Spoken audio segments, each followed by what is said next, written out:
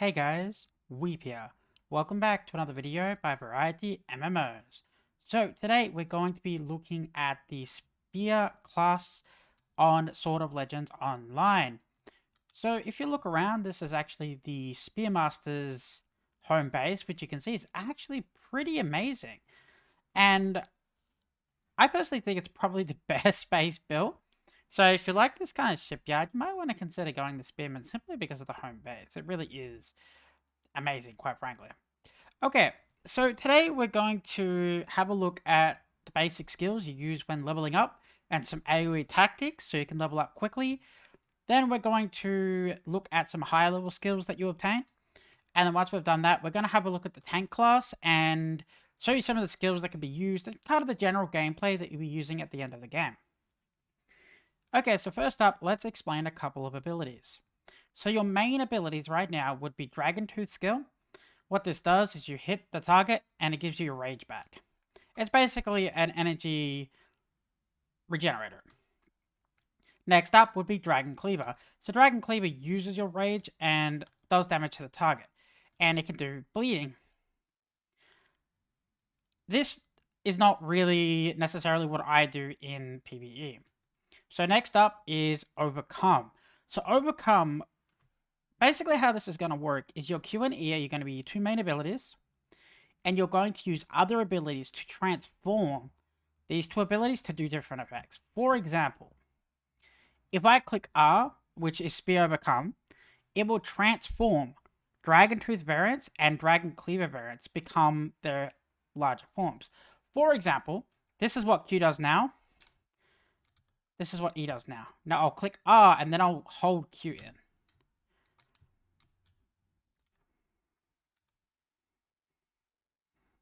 As you just saw, it regenerated a lot more mana. See how this is lit up and this is lit up? This was lit up because you did a Q. So now we have another one. We have T. So this time we're going to click T, which does the same effect as R, except it's a different ability. It's going to transform Q and E. So what we're going to do is we're going to use all our energy. Then we're going to use T. Hold Q while it's transformed. Get all our rage back. This is powered up and I'll hit E. So the difference here is that basically your R and T will transform your two abilities. Really simple, right? However, you got to keep in mind this rage bar here. So if I clicked E when this wasn't lit up, it wouldn't actually do anywhere near as much damage. So what's going on is I click T or R. Now I'll just power up a little bit. See how it's lit up? Click E. It'll do that. Those extra two attacks you just saw there become because this is lit up. So every time you click E, you want to make sure that your E is lit up and this is lit up. So T again, hold Q. I've got a talent that's making that last bit give me that extra 30 rage. I think that's really important because I like to focus more on AoEing mobs. And having that extra 30 rage at the end of the attack is honestly really crucial. Okay, so the basic attacks is Q and E and infused with R and T. So next up we have Rapturing Might. So this is just an interrupt. You want to use these on people, when they're trying to cast abilities. Keep in mind, as I've mentioned before, if you interrupt in this game, their golden shell, which is like their stun resist, their knockdown resist, will drop dramatically. So it's really important to interrupt people when they're using their skills. Here we have G. So this will basically remove your crowd controlling and just basically give you the ability to not be CC'd, as you can get in most of the games. Here we have Tiger Leap. So it'll jump back. You'll get a 50% damage reduction, which is cool. I guess you could use that a bit for PvE to get out of big attacks, but generally you're pretty frontline and you shouldn't need it. So next up we have Army Breaker. So Army Breaker will actually charge 6 meters ahead. Now, depending on which talents you have and which glyphs you use, these abilities are going to do different things. So keep that in mind. Alright, so here we have Army Breaker. So what this does is it actually dashes forward. For example, it's kind of like a Shimpo jump from like Assassins. So you can keep doing this to keep jumping pretty much consistently, either through dungeons or raids to get a lot of speed to get ahead of other people, or you can do it to basically jump from target to target to get a lot more targets early on when you're questing. So next up we have Mountain Tremor. So Mountain Tremor is going to do the same thing as RNT. So what you're going to do, walk up, hit it. Now, you see that I just missed. Didn't activate. If you miss your ability, like, for example, I click R, it activated. But if I go out here and click T and I missed, these abilities aren't going to activate. So it's critically important that you actually hit your R, T, and 2. Because if you don't hit your Mountain Tremor, your Overcome, and your Clear strategy, you won't evolve, you won't get your Rage. Basically, your class is useless. So you need to absolutely make sure these 3 abilities hit at all times. Next up, we have Mountain Storm. So this would actually pull the target towards you if it wasn't a wooden snake. A snake. So next up, we have Tighten the Net. So Tighten the Net is actually cool. So what I do for my AoE combos is I click R, hold in Q, make sure the last thing pops off, hit E, then I hit 4. And then you click it again.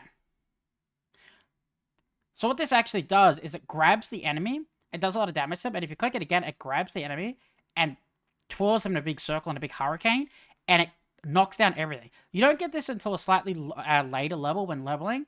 However, at like level 35, 36, if you chain together 10 mobs and just use this one ability, it'll kill them all. It is unbelievably powerful. In saying that, the Spearmaster while leveling is extremely fast and extremely powerful in both single damage, AoE, and the ability to run through dungeons without too much stress. It is a very high damage pumping class. So next up, we have Bold Battle. So what this will do is, I've talked a couple of times about the Golden Shell, which is basically their stun resist. Basically, if you bring the golden bar under their HP bar all the way to 0, they get stunned, they get knocked down, they can't fight back, right? So they're like dazed. And you use this while they're in the dazed state, and it will do a tremendous amount of damage. But you can only use this when they're in that Golden Shell broken dazed state. Here we have the Merchant, which you can summon for other people. This is what your party buff is. And it'll summon it down. Okay, so next up we have Mountain Break Range. So this is partially due to a talent. You receive the Mountain Crusher buff. So basically what happens is every time you charge this, so this is going to give me an extra 15% damage. But you might notice that it now has no more buffs. It's run out, right? Because I used it. The amount of buffs equal how much time you have it for. To get the buffs back, what you need to do, click R and spam Q. And then go through. Now, you got 1 buff. So you keep doing that combo on cycles to bring these stacks back up to 8, so you can use it to get the most amount of buff that you can. Here we have Raid. So Raid you can't use as often, but Raid also gives you more rage, and it allows you to do your combos. So the combo would be something like Break in Mount Rage combo, Break Mountain Range, and then Raid, and then you'd use your combos like this. See how you're on Raid? It means you're going to get your rage so much back a lot faster. You don't necessarily have to hold your Q in all the way, but I like doing that personally because I like getting the final hit in. And that's because of the talent that I have on. Do it again. And then do it again. And if you want to weave it in between, you can do an ability like your chains. Or a couple of Shurpo jumps or mountain storms. And you just basically keep cycling your abilities through to keep doing your AoE damage in an AoE setting. Next up, we have the Unshakable City. So this is just basically reduces damage by 70% and makes you immune. So that is pretty much the rotation for the Spear class for the DPS. So it's all based around 2 abilities and transforming them. Again, these will change depending on your talents and your glyphs. But this is the way that I leveled up, and I found it extremely successful at that whole content without any hassles at all. Okay, so let's jump over to the tank phase and have a look at that. Okay, so let's look at the defensive skill tree for the Spearman class. As always, we're just running with the basic skills, and we're not using glyphs because that will change your abilities quite drastically and change it into a style that you cannot run initially in the game. So, as we talked about earlier, your Dragon Tooth and your Dragon Cleaver are your most important abilities. Next up would be your Wrath of the Spear. So unlike the other DPS mode, where you use Q and E and power them up, it's a little bit different. So you use Q to get back your Rage. Now you click E to get your red token, so Dragon Cleaver to get red. and you click Wrath of the Spear to get yellow. So when this hits 5, depending on which color you have, so if you have yellow, your combo will do more aggro. If you do red, your combo is going to do extra damage. So I shouldn't have clicked either, as it was already at 5. So what I'm going to do is charge up. You can do this in any combo as long as you don't hit the buttons after you've already hit 5. Okay, 3, 4, 5. Now it's powered up. Because it was red when I did this combo, you now get 75% more damage rather than more aggro. So next up, we have Heavenly Might, which you're going to weave in between just to stun them and bring down their golden shell. We have Siege, which is pretty easy to understand. It's basically prevents crowd control. Unrestricted, it'll reduce the damage by 20%. I would recommend having your little buffs somewhere close to your characters to keep an eye on them. Fearless will reduce damage taken by 40%. The cooldowns and stuff on these will depend on whatever talents or whatnot you're running, so they won't necessarily be at 1 minute. Wrath of the Spear. So as I mentioned, this will make these yellow. Next up is Clouded Hand. So Clouded Hand will taunt enemies, as you can see. Like so, pretty easy. Next up, you have Heavenly Fang, which is an AoE taunt. You want to use this when your DPS, who love pulling ads when they shouldn't be, it'll pull them all in. Well, it'll actually aggro them. Next up is Dragon's Roar. You basically want to do this to do some extra damage taken on whatever target. So basically do that on a boss or something big, So now it takes extra damage, as you can see up here. Here we have Heaven's Fortune, which is basically just your merchant that I showed earlier. We have Raptured Might, which interrupts. Now remember, interrupting and stunning is very important due to the fact of bringing down the golden shell so you can knock them over. Here you have your Army Breaker like earlier, where you jump, like so. Here you have your Dragon Leap. They can jump backwards. You can also combine this with your flanking, so you can jump up like that. That way you have basically 2 relatively low cooldowns to jump back, get out of abilities or whatnot. You can also just dash sideways if you want to get out of abilities. Alright, so now we have Sacrifice. So this will regenerate more rage. So regenerate 50% rage. If you use combat skills to regenerate your rage, regeneration will increase by 40%. So what you're going to do with this is you're going to charge up. You also get a little bit more than 100 rage if you have the right talents on. Okay, so we're going to use 5. So that's done. Now we're going to use our combo. Then we're going to use rage. Okay, so we actually messed that combo up, unfortunately. But we should have enough rage to complete it. There we go. Now it's been buffed. Keep weaving them in between, weaving your aggro abilities and whatnot in between to charge your talents back up. And then you can basically go through and cycle it again. If you have any talents that increase your rage or increase your regeneration, honestly, I'd go for them because rage regeneration is a little bit of a pain. Okay, it's a Great Hatred. It basically increases aggro. Just basically use up and run up and hit things, relatively straightforward. Comprehensive Defense. So this is going to give you extra defense to members behind you.